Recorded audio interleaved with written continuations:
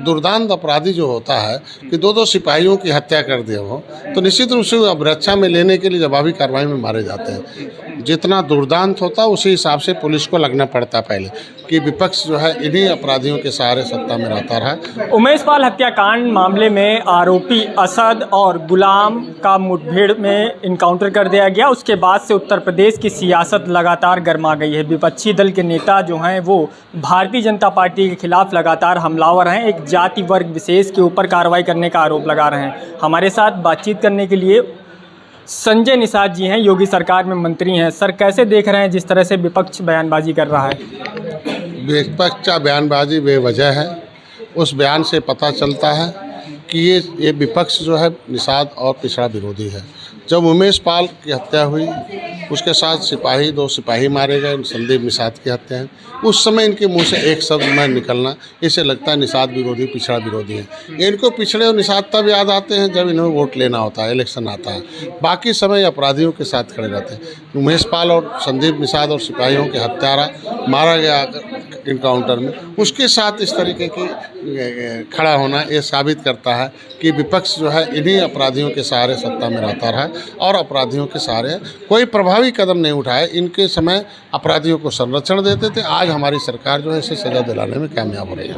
ओवैसी भी लगातार बयान दे रहे हैं। वो कह रहे हैं कि संविधान खतरे में है, बीजेपी खुद ही कोर्ट बनी जा रही है। देखिए, इनके समय जनता खतरे में थी, अब जनता खुश महसूस कर रही है। इसीलिए लगातार 2014 से लेकर केंद्र में हमारी सरकार दे रही है। उत्तर प्रदेश में 47 बार देखो, इन्हें हटाओ इन्हें लाओ, दोबारा हमें अवसर दिया है इसी गुड गवर्नेंस की कि हम जनता के साथ हैं।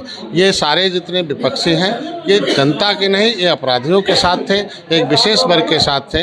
इसलिए जनता जान गई है, हमारे साथ जनता है। और निश्चित रूप से इन्हीं के समय आप देखो कि कैसे नेटवर्क के सहारे ये सारे लोग अपना सरकार चलाते थे। आज हमारी सरकार आई है, सारे एजेंसियों को फ्री कर रखी है, सारे नेटवर्क आज ध्वस्त हो रहे हैं और सारे नेटवर्क ध्वस्त हो जाएंगे। और जनता के साथ जो हमने वादा किया है गुड गवर्नेंस का, अपराध मुक्त वातावरण, अपराध मुक्त, भय मुक्त और जितना अपराधी मुक्त जो है, ये सारा कुछ गुंडा माफिया सब मुक्त हो जाएंगे और हम लोग निश्चित रूप से जनता के दिए हुए वादे को पूरा हो जाएंगे। अभी भी इस मामले में कई आरोपी जो हैं वो फरार हैं। फिर बात चाहे अतीक की पत्नी शाइस्ता परवीन की हो, उनके ऊपर भी 50,000 का इनाम है, हालांकि वो फरार हैं। क्या लगता है कि जो लोग फरार हैं इस पूरे घटनाक्रम में, उनके खिलाफ भी क्या आने वाले दिनों में इसी तरह की कार्रवाई हो सकती है? देखिए, हमारी सरकार है, हम लोग जैसा अतीक को आपने देखा होगा जेलों के सलाखों में, हम चाहते हैं कि ये सारे लोग जेलों के सलाखे में हों। लेकिन दुर्दांत अपराधी जो होता है कि दो सिपाहियों की हत्या कर दिया हो, तो निश्चित रूप से अब रक्षा में लेने के लिए जवाबी कार्रवाई में मारे जाते हैं। तो आज के दिन में तो STF को और हम अपने DSP को, अपनी सरकार, मुख्यमंत्री को धन्यवाद दूंगा कि निश्चित रूप से जो संरक्षण पाने वाले अपराधी हैं वो आज के दिन में सज़ा मिल रहा है। आज के दिन में जितने भी ऐसे नहीं, सभी इस तरीके के जो केस हैं प्रदेश में, जहाँ इस तरह के गुंडे माफिया हैं और उनके खिलाफ प्रभावी कदम हमारी सरकार उठा रही है और निश्चित रूप से प्रभावी कदम उठाकर उन्हें जेल के सलाखों में रखेगा। विपक्ष कह रहा है कि नगर निकाय चुनाव है, ऐसे में ध्रुवीकरण की राजनीति सत्ता पक्ष के द्वारा की जा रही है। ध्रुवीकरण की राजनीति तो इनके मुंह से सुनी जा रही है ना। आखिर अपराधियों ने जब अंजाम दिया था, उमेश पाल की हत्या किया था, संदीप निषाद और एक सिपाही की हत्या की थी, तब इनके जुबान से क्यों नहीं निकला था?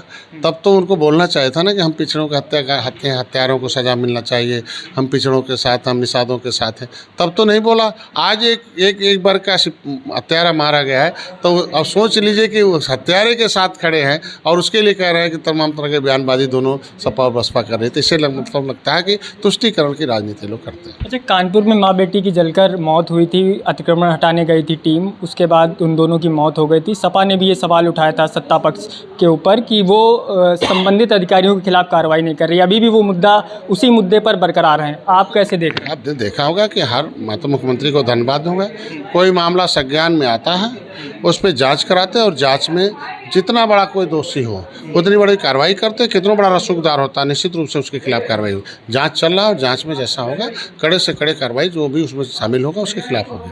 अच्छा, सोशल मीडिया पर एक लिस्ट जारी हो रही है जिसमें ब्राह्मण ठाकुर समुदाय के जो लोग हैं उनके नाम हैं और उसके साथ साथ उनके आगे मुकदमे लिखे हुए हैं कि इतनी संख्या है उन आरोपियों के ऊपर, लेकिन भाजपा उनके खिलाफ कार्रवाई नहीं कर रही है। देखिए, ऐसा नहीं है, कार्रवाई बहुत हुई है।